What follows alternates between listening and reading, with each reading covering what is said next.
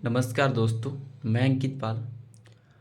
आप सभी को क्या ही बताऊं, जो उत्तर प्रदेश पुलिस एग्ज़ाम का पेपर लीक हुआ है, इससे मन बहुत दुखी है।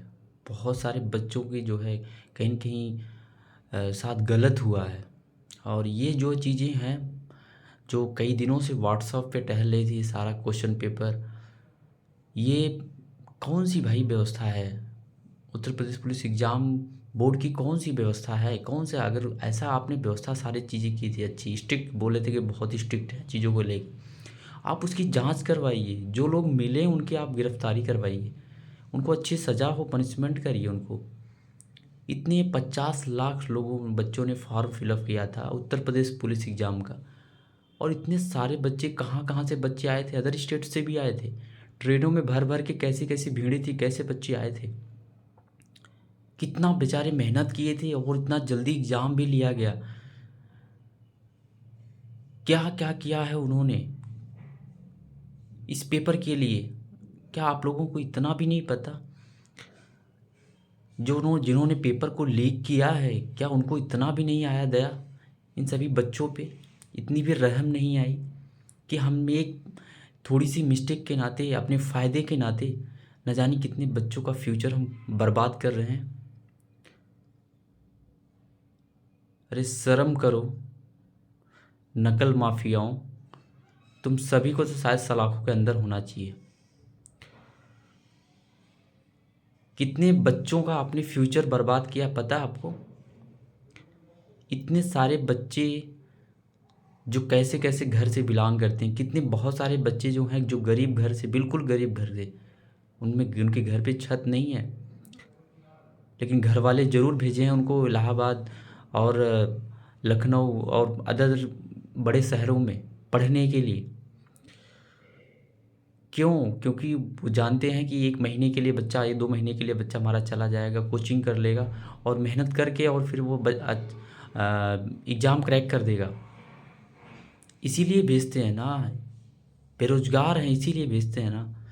क्या तुम लोग को इस पे दया नहीं आई उन सभी बच्चों पे, जिन्होंने अपनी पूरे मेहनत के साथ में, पूरे जो है डेडिकेशन के साथ में उन्होंने की कि हमारा सिलेक्शन अब की बार पक्का हो जाएगा। न जाने कई सालों से बेचारे मेहनत करते हैं, दौड़ते हैं, पढ़ाई कर रहे थे कि ये होगा, उत्तर प्रदेश पुलिस भर्ती आएगी, और भर्ती आया। एग्ज़ाम इतना जल्दी भी हुआ, उसके साथ साथ चलो कोई बात नहीं, एग्ज़ाम जल्दी हुआ, बच्चों ने मेहनत भी किया, सब कुछ किया, और लास्ट में जाकर के एग्ज़ाम होते होते पूरा पेपर लीक हो गया। पूरा पेपर सभी व्हाट्सएप पे फैल रहा है। मोस्टली बच्चों ने कंप्लेन किया है उसमें ट्विटर पे, ट्विटर उन्होंने पोस्ट किया है, सारे जो है, जो भी उनके पास प्रूफ है, जो व्हाट्सएप है उसका स्क्रीनशॉट लेकर के उन्होंने किया है। भर्ती बोर्ड बोलती है कि आप हमके प्रमाण दीजिए, हम देखेंगे कि कैसे कौन सा पेपर है, कहाँ पे लीक हुआ, क्या हुआ है। इतना भी आप जांच नहीं कर पा रहे हो। क्या आपका सिस्टम है भाई? आपका सिस्टम क्या है? आप लोगों को धमका भी रहे हो कि जो है, अगर साक्ष्य प्रमाण नहीं मिला तो फिर उनको हम अरेस्ट करेंगे, जो ये र्यूमर को फैला रहे हैं। अरे आप खुद जाओ, आपकी खुद एजेंसियां हैं ना, इतनी बड़ी पावर है आपके पास, आप उनका इस्तेमाल करो। आप उनका इस्तेमाल करके फिर आप उन चीज़ों को अच्छा करो। जिन्होंने इस पेपर को लीक किया है उनको ले जाओ, सलाखों में डालो।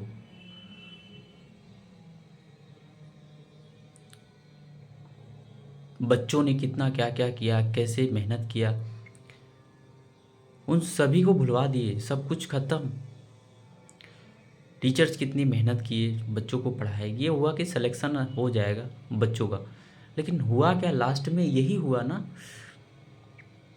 पेपर ही लीक हुआ। अब इसके पहले एग्ज़ाम हुआ, ARO का एग्ज़ाम हुआ, उसमें भी पेपर लीक हुआ। कैसे हो जा रहे हैं लीक्स ये? स्टेट गवर्नमेंट क्या कर रही है भाई?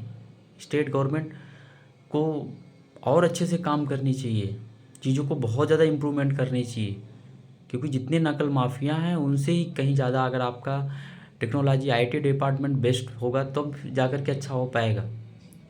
नहीं तो ये हमेशा पेपर को लीक ऐसे ही होता रहता है। मोस्टली सुनने में आता है, हमेशा होता रहता है, हर हमेशा बच्चों के साथ में कि पेपर लीक, पेपर लीक।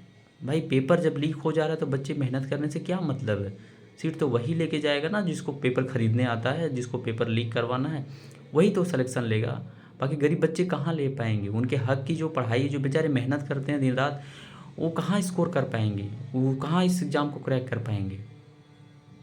अरे यार, इतना तो समझिए आप सभी। एग्ज़ाम कैसे कैसे आप सभी लेते हैं कि पेपर ही लीक हो जाता है। बच्चों के फ्यूचर की बातें हैं।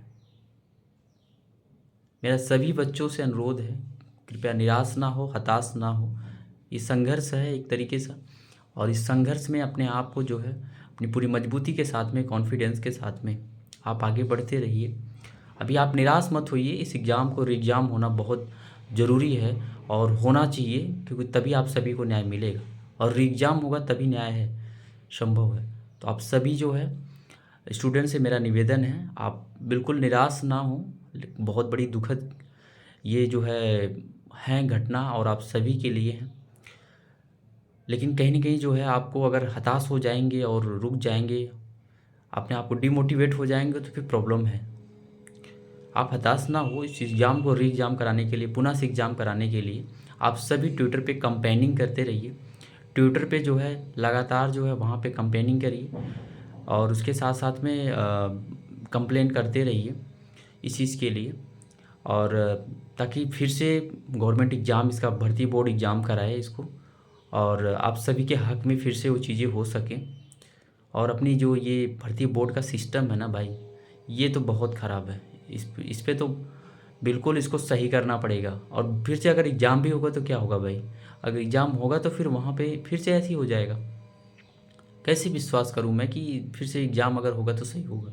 क्योंकि इसको सही करना पड़ेगा पहले, तब फिर जा कर के एग्ज़ाम ये करवाएँ, और सारे बच्चों के लिए। चुनाव में बड़ी-बड़ी एजेंसियाँ काम करती है, लेकिन इसमें एजेंसियाँ की पता ही नहीं लगती कैसे कहाँ से क्या हो जाता है। आप सभी से मेरा निवेदन है, प्लीज़ डिमोटिवेट ना हो, अपने पेरेंट्स को भी समझाएं। और पेरेंट्स से भी मेरी उम्मीद है, अगर इस वीडियो को देख रहे हैं तो पेरेंट्स भी कहीं ना कहीं अपने बच्चों को मोटिवेट करें कि ये चीज़ों के लिए फिर से प्रयास करेंगे, फिर से आगे चल कर के एग्ज़ाम होगा, फिर से मेहनत करेंगे, सब चीज़ें अच्छी होंगी। तो दोस्तों, आप सभी अपना केयर करिएगा, ध्यान रखिए, और इस लड़ाई में लड़ते रहिए। और उसके बाद कंपेनिंग आप सभी ट्विटर पे जो है वहाँ पे करते रहिए, इसकी कंप्लेन करते रहिए, ठीक है? ज़्यादा से ज़्यादा संख्या में देंगे तो फिर आगे चल कर के आप ही के हित में वो सारे फैसले होंगे। और मेरे तरफ से जो कुछ भी है, मैं भी पूरा प्रयास करके आप सभी के साथ में हूँ। ठीक है, टेक केयर, थैंक यू।